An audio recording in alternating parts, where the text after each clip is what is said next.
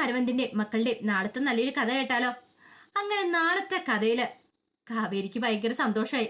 കാരണം tea cup വന്ന home സ്റ്റേയിലേക്ക് വന്ന അവർക്ക് ഇവിടെ ഭയങ്കര റേറ്റ് കൂടുതലാണ്. അതുകൊണ്ട് വേറെ എവിടെയെങ്കിലും ഹോം സ്റ്റേ ഉണ്ടോ എന്നൊക്കെ അന്വേഷിക്കുകയാണ്. ആ സമയത്താണ് കാവേരിയുടെ മനസ്സിൽ ആ ബുദ്ധി ഉദിക്കുന്നത്. മഹാനദി ഹോം സ്റ്റേ പുതിയതായിട്ട് തുടങ്ങിയതേ ഉള്ളൂ. 2 റൂമുണ്ട്. അങ്ങനെ അവരോട് പറഞ്ഞു, അതെ ഇവിടെ അടുത്തുണ്ടെന്ന് പറഞ്ഞൊരു ഹോം സ്റ്റേ ഉണ്ടോ?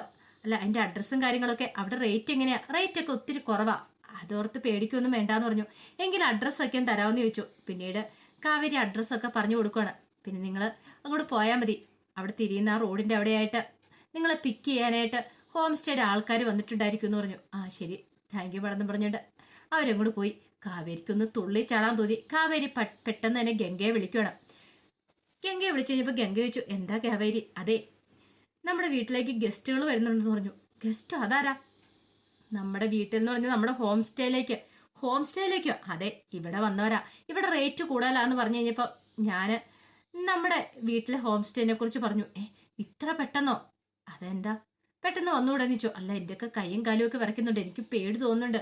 അല്ല, നീ ഇല്ലാതെ എങ്ങനെയാ? നീയും കൂടെ ഉണ്ടായിരുന്നു, എനിക്കൊരു ധൈര്യം ഉണ്ടായിരുന്നു. ചേച്ചി ഇപ്പൊ ചേച്ചി അതിനെക്കുറിച്ചൊന്നും ചിന്തിക്കണ്ട. ചേച്ചി ഒരു കാര്യം ചെയ്യുക, അവരിപ്പോ കാറിന് അങ്ങോട്ടേക്ക് വരും. ആ സമയത്ത് ചേച്ചി ആ വഴിയിലേക്ക് ഇറങ്ങിപ്പോയി നിൽക്കുക. അപ്പൊ അവര് വരുമ്പോ ചേച്ചി അവരെ വീട്ടിലേക്ക് കൂട്ടിക്കൊണ്ട് പോകണമെന്ന് പറഞ്ഞു. അയ്യോ കാവേരി, അതെങ്ങനെ ശരിയാവും? എനിക്ക് ഭയങ്കരമായിട്ട് പേടിയാവുന്നുണ്ടെന്ന് പറഞ്ഞു.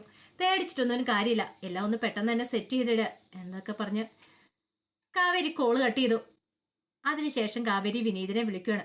വിനീതിനെ വിളിച്ചിട്ട് പറഞ്ഞു, വിനീതേട്ടാ നമ്മുടെ ഹോം സ്റ്റേയില് ഇന്ന് ഗസ്റ്റ് വരുന്നുണ്ടെന്ന് പറഞ്ഞു.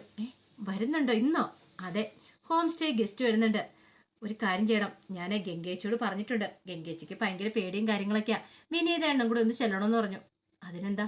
അതെ, പിന്നൊരു കാര്യമുണ്ട്, ഗംഗേച്ചി വഴിയിലേക്ക് വന്ന് നിൽക്കും. വിനീത എണ്ണം കൂടെ അങ്ങോട്ട് ചിലപ്പോൾ ഗംഗേച്ചിക്ക് പേടിയായിരിക്കും എന്ന് പറഞ്ഞു. അതൊക്കെ ഞാൻ ഏറ്റു.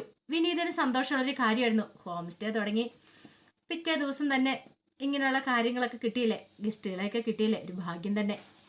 അങ്ങനെ ഒടുവിൽ എന്ത് ചെയ്തു, വിനീത് അങ്ങോട്ടേക്ക് ചെന്നു. ഈ സമയം ഗംഗ വഴിയെ വന്ന് കാത്തിരിക്കുന്നുണ്ടായിരുന്നു. ഗംഗയ്ക്ക് ഭയങ്കര പേടിയായിരുന്നു.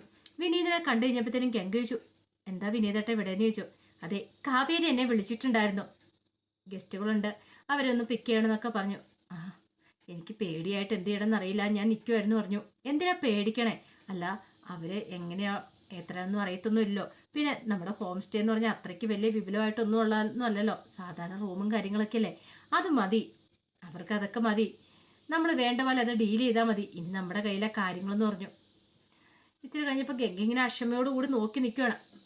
വിനീത് ചോദിച്ചു, എന്താ ഗംഗയെന്ന് ചോദിച്ചു. ഒന്നുമില്ല. ഗംഗയ്ക്കാണെങ്കിൽ അവർ വരാത്തതിൻ്റെ ടെൻഷൻ ഉണ്ടായിരുന്നു. ഇത്ര സമയമായിട്ട് എന്താ അവർ വരാത്തെ? കാവേരി വിളിച്ചിട്ട് കുറച്ച് സമയമായല്ലോ. അങ്ങനെ കുറച്ച് സമയം കൂടെ കഴിഞ്ഞ് കഴിഞ്ഞപ്പോൾ ഒരു കാറും കൊണ്ട് വരുവാണ്. അപ്പോൾ അവർക്ക് മനസ്സിലായി അതാ കാറാന്ന്. പെട്ടെന്ന് വിനീത് കൈ കാണിച്ച് നിർത്തി. അത് ഞങ്ങൾ മഹാനദി ഹോം സ്റ്റേയിലാ, നിങ്ങളെ പിക്ക് ചെയ്യാൻ വേണ്ടി വന്നാന്ന് പറഞ്ഞു. ആണോ, എവിടെ അടുത്താണെന്ന് ചോദിച്ചു. ഇച്ചിരി ദൂരം അങ്ങോട്ട് പോയാൽ മതി, ഒരു കാര്യം ചെയ്യാം, ഞങ്ങളെ ഫോളോ ചെയ്ത് പോരെ, അല്ലെങ്കിൽ ഒരു കാര്യം ചെയ്യാം, ഗംഗ നീ ആ കാറിന് കയറിക്കോളാൻ പറഞ്ഞു. വഴി പറഞ്ഞു കൊടുക്കണമല്ലോ. അപ്പോഴേക്കും ഗംഗ പറഞ്ഞു, അല്ല അത് പിന്നെ വിനീതേട്ട, ഗംഗയ്ക്ക് ഒരു മടി, പരിചയമില്ലാത്തൊരു കാറാണ്, അത്തേലേക്ക് എങ്ങനെ കയറുന്നതെന്ന് ഓർത്തിട്ട്. ഒടുവിൽ വിനീത് പറഞ്ഞു, എങ്കിൽ ശരി, നിങ്ങൾ ഞങ്ങളുടെ ബൈക്കിനെ പിന്തുടർന്ന് വന്നാൽ മതി എന്ന് പറഞ്ഞു. അതിനുശേഷം ഗംഗയോട് പറഞ്ഞു കയറാൻ പറഞ്ഞു. ഗംഗ പറഞ്ഞു, അല്ല അത് പിന്നെ വിനീതേട്ടാ കയറാ, ദേ പെട്ടെന്ന് തന്നെ പോകണ്ടല്ലേന്ന് ചോദിച്ചു.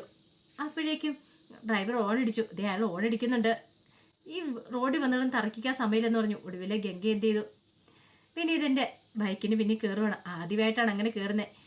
അങ്ങനെ വിനീതിന്റെ തോളത്തേക്ക് കൈയെടുത്ത് വെച്ചു. വിനീതിന്റെ സന്തോഷം ഒന്ന് തുള്ളിച്ചാടണം തോന്നി. വിനീത് ഇത്രയ്ക്ക് പ്രതീക്ഷിച്ചിട്ടുണ്ടായിരുന്നില്ല ഇങ്ങനെയൊക്കെ സംഭവിക്കുമെന്ന്.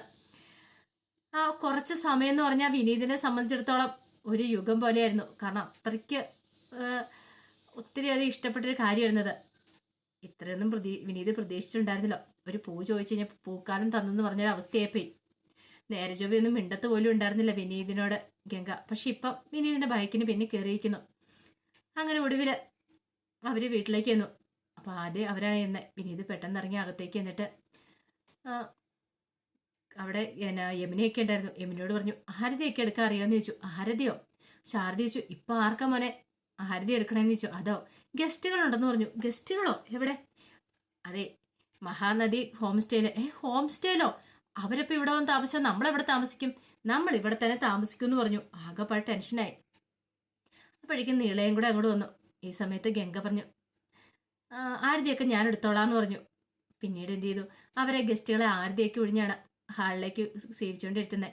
അതിനുശേഷം കുടിക്കാനായിട്ട് വെള്ളമൊക്കെ കൊണ്ട് കൊടുക്കുന്നുണ്ട്. അപ്പോൾ സാധാരണ ഹോം സ്റ്റേയിലും ഒരുമാതിരി നല്ല ഹോം സ്റ്റേയിലൊക്കെ അങ്ങനെയാണല്ലോ. അപ്പോൾ അതിന് വേണ്ടുന്ന കാര്യങ്ങളൊക്കെ ചെയ്ത് കൊടുക്കുന്നുണ്ട്. ഒടുവിൽ അവിടെ റൂം കൊണ്ട് കാണിച്ചു കൊടുക്കുകയാണ്. റൂം ഇഷ്ടപ്പെട്ടോ നോക്കാൻ പറഞ്ഞു. റൂമൊക്കെ അവർക്ക് ഇഷ്ടപ്പെട്ടു. ഒടുവിൽ പുറത്തേക്ക് വന്നിട്ട് വിനീത് ശാരദയോട് പറഞ്ഞു, അമ്മായി അമ്മായി പേടിക്കൊന്നും വേണ്ട കേട്ടോ, എൻ്റെ കൈയും കാലും വരച്ചിട്ട് എനിക്ക് എന്ത് ചെയ്യണമെന്ന് അറിയില്ല എന്ന് പറഞ്ഞു. അതെന്താ? എനിക്ക് പേടിയാവുന്നുണ്ട്. ഇവിടെ 3-4 പെണ്ണുങ്ങൾ മാത്രമല്ലേ താമസിക്കുന്നേ. ആ സ്ഥലത്തേക്ക് പരിചയമില്ലാത്ത കുറെ ആൾക്കാർ വന്ന് താമസിക്കുമ്പോൾ അമ്മായി എന്തിനാ ഇങ്ങനെ ടെൻഷൻ അടിക്കണ്ടേ? അതിന്റെ ആവശ്യമൊന്നുമില്ല. അമ്മായി ധൈര്യമായിട്ടിരിക്കുക, ഞങ്ങളൊക്കെയല്ലേ ഉള്ളേന്ന് ചോദിച്ചു. എന്നാലും എനിക്ക് പേടിയാണെന്നും പറഞ്ഞുകൊണ്ട് അരവിന്ദന്റെ ഫോട്ടോയ്ക്ക് മുന്നിലേക്ക് പോയി പ്രാർത്ഥിക്കുകയാണ്. എൻ്റെ അരവിന്ദേട്ട എന്ത് ചെയ്യണമെന്ന് അറിയത്തില്ല, ഒരു തീരുമാനത്തിലെത്താൻ പറ്റുന്നില്ലോ, എന്തെങ്കിലും ഒരു വഴി കാണിച്ചിടണമെന്നും പറഞ്ഞുകൊണ്ട് ഇങ്ങനെ കൈയൊക്കെ ഇങ്ങനെ നിർത്തിപ്പിടിച്ചെന്ന് പ്രാർത്ഥിച്ചുകൊണ്ടിരിക്കുക. പെട്ടെന്ന് വിനീതിന് തോന്നിയൊരു ഐഡിയ. വിനീത് അരവിന്ദന്റെ ഫോട്ടോയ്ക്ക് മുന്നിൽ നിന്ന് ഒരു പൂവെടുത്ത് ആ കയ്യിലേക്ക് ഇട്ട് കൊടുക്കുകയാണ് ശാരദയുടെ. ശാരദ പെട്ടെന്ന് ഞെട്ടിപ്പോയി. ഇതേ കണ്ടില്ലേ, അമ്മാവൻ പ്രസാദിച്ചിരിക്കുന്നു, അമ്മാവന് സന്തോഷം എന്ന് പറഞ്ഞു. സന്തോഷം? അതല്ലേ അമ്മയുടെ കൈ പൂ വന്നേന്ന് ചോദിച്ചു. സത്യമാണ്ട മോനെ നീ പറയണേ? അതേന്നേ, അമ്മാവന് ഇഷ്ടമായത്, അമ്മാവന് വേറെ ഇതിൽ അഭിപ്രായമൊന്നും ഇല്ലാന്ന് പറഞ്ഞു. ഓ, ഇപ്പോഴേ എനിക്കൊരു സമാധാനമായത്. ശാരദ അങ്ങോട്ട് വിശ്വസിച്ചത് ചിലപ്പോൾ ശരിയായിരിക്കും. അരവിന്ദന് ഇഷ്ടപ്പെട്ടതുകൊണ്ടായിരിക്കും തൻ്റെ കൈക്കകത്ത് പൂ വന്നതെന്ന്. അതേപോലെ വിനീത് അത് എടുത്തിട്ട കാര്യമൊന്നും അറിയില്ലല്ലോ ശാരദയ്ക്ക്. ഇത്തിരി സമയം കഴിഞ്ഞപ്പോഴത്തേനും ഗംഗയുടെ മെസ്സേജ് ചെല്ലുവാണ് കാവേരിക്ക്. കാവേരി ആകെപ്പാട് ടെൻഷൻ അടിച്ചാണ് അവിടെ ഹോം സ്റ്റേയിൽ ഇരിക്കുന്നത്, ജോലിക്ക് സ്ഥലത്ത് ഇരിക്കുന്നത്. ഗംഗ മെസ്സേജ് അയച്ച് ചോദിച്ചേക്കുന്നത്, എടി നീ ഇത് എവിടെയാ? ഹോം സ്റ്റേയിലേക്ക് ആളെ പറഞ്ഞു വിട്ടിട്ട് എന്ത് ചെയ്യണമെന്ന് പോലും അറിയത്തില്ല. ഫോൺ വിളിച്ചിട്ട് നീയാണെ കോളും എടുക്കുന്നില്ല. എനിക്ക് ആകെപ്പാടെ എന്ത് ചെയ്യണമെന്ന് അറിയില്ല. നീ എന്തെങ്കിലും ഒന്ന് പറഞ്ഞാ നീ ലീവ് എടുത്ത് ഇങ്ങോട്ടേക്ക് വരുമോ എന്നൊക്കെ ചോദിച്ചു. അപ്പോഴേക്കും കാവേരി എന്നിട്ട് പിന്നെ തിരിച്ചു മെസ്സേജ് അയച്ചു, ഞാൻ നോക്കട്ടെ ചേച്ചി, അതിനു വേണ്ടി ഞാനും വെയിറ്റ് ചെയ്യുന്നതെന്ന് പറഞ്ഞു. ഒടുവിൽ കാവേരി ഇങ്ങനെ ആലോചിക്കും, എന്താ ചെയ്യണ്ടേ? ഉച്ചകഴിഞ്ഞ് ലീവ് ചോദിച്ചിട്ട് തരുവോ? തന്നില്ലേ പ്രശ്നമാകും. ആ സമയം നിവിനെ അങ്ങോട്ട് വന്നു. നീ വന്നിട്ട് എന്താ കാവേരി, എന്ത് പറ്റിയെന്ന് ചോദിച്ചു. ഒന്നുമില്ല, എന്തോ ഒരു പ്രശ്നമുണ്ടല്ലോ. അത് പിന്നെ വല്ലാത്തൊരു തലവേദനയോ? അതെ, വീട്ടിൽ പോയിക്കോട്ടെന്ന് ചോദിക്കാനായിരുന്നു. തലവേദനയ്ക്ക് വീട്ടിൽ പോകാനോ? അതെ, തലവേദന ആണ്, ഒരു രക്ഷയില്ല. അവ വീട്ടിൽ പോകാമെന്ന് കരുതിയിട്ടാ ഞാൻ ചോദിച്ചതെന്ന് പറഞ്ഞു. ആണോ? അങ്ങനെയാണ്, ഒരു മിനിറ്റ് ഇപ്പം നിൽക്കുക എന്ന് പറഞ്ഞിട്ട് ഇവനകത്തേക്ക് കയറി ഓടിപ്പോയി. അതിനുശേഷം ഒരു കപ്പ് ചായയൊക്കെ ആയിട്ട് വരുവാണ്. ഇത് കുടിച്ചാൽ തലവേദന പമ്പ കിടക്കുമെന്ന് പറഞ്ഞു. ഓഹ്, ഇവനെ പോലെ ഒരു സാധനം, ഞാൻ മടുത്തു പോവുള്ളൂ. ചായ കുടിച്ചോണ്ട തലവേദന മാറും. തനിക്ക് വീട്ടിലേക്ക് ചെല്ലേണ്ട വേറെ ഉദ്ദേശത്തിന് വേണ്ട. അത് പക്ഷെ ഇവരോട് പറയാൻ പറ്റില്ലല്ലോ, ഇവര് ഹോം സ്റ്റേ നടത്തുന്നവരല്ലേ. ഈ സമയത്ത് കാവേരി ചായ കുടിക്കാതിരുന്ന് കഴിഞ്ഞപ്പോൾ വിനീത് ചോദിച്ചു, എന്താ ചായ കുടിക്കാത്ത? ഇതും കൊണ്ടൊന്നും മാറും തോന്നില്ല. അതെന്താ? ഞാൻ കുഞ്ഞുനാളിലെ പേരമരത്തേന്നൊക്കെ ഒന്ന് വീണിട്ടുണ്ട്. തലവേദന വന്നിട്ടുണ്ടെങ്കിൽ ഞാനല്ലാതായി തീരും. പിന്നെ എന്തൊക്കെയാ കാണിച്ചു കൂട്ടുന്നത് എനിക്ക് പോലും അറിയില്ല. വീട്ടിൽ പോയൊന്ന് ഉറങ്ങി ഒന്ന് എണീറ്റ് കഴിയുമ്പോഴത്തേനും കുറച്ചൊക്കെ ഒന്ന് ഭേദമാവെന്ന് പറഞ്ഞു. ഓ, അങ്ങനെയാണല്ലേ. അങ്ങനെയാണൊരു കാര്യം ചെയ്യുക. എന്തെങ്കിലും ഒന്ന് കഴിക്കുകയോ കുടിക്കുകയോ ചെയ്തിട്ടുണ്ടെങ്കിൽ ഒന്നും വേണ്ട, എനിക്കൊന്ന് പോയാൽ മതി, വീട്ടിൽ പോയി കിടന്ന് ഉറങ്ങിയാൽ മതി എന്ന് പറഞ്ഞു. എന്തെങ്കിലും ശരി, ആയിക്കോട്ടെ, പോയിക്കോളാൻ പറഞ്ഞു. അതിന് പ്രശ്നമില്ല. അല്ല, അപ്പം മേഡത്തിനോട് എന്ത് ചോദിക്കണം. ആ സമയത്ത് രാജേശ്വരി അങ്ങോട്ട് വന്നു. രാജേശ്വരി വന്നിട്ട് എന്താന്ന് ചോദിച്ചു. അല്ല, അത് പിന്നെ അമ്മേ, അവൾക്ക് വീട്ടിൽ പോണോ? എന്തിനാ? തലവേദനയാന്ന്. തലവേദനയോ? വന്നിട്ട് ഒരാഴ്ച തികഞ്ഞില്ലല്ലോ കാവേരി, അതിനിപ്പോൾ നിനക്ക് തലവേദന തുടങ്ങിയോ? അത് പിന്നെ മാഡം, എനിക്ക് തീരെ വയ്യാത്തോണ്ടാ, പോയിന്ന് റെസ്റ്റ് എടുക്കുവാണെങ്കിൽ. ആട്ടെ, പക്ഷെ മേലാൽ ഇത് ആവർത്തിച്ചേക്കല്ല, അറിയാലോ. വന്ന് കയറിയുള്ള ലീവ് അത് ഇതെന്നൊക്കെ പറഞ്ഞിട്ട്.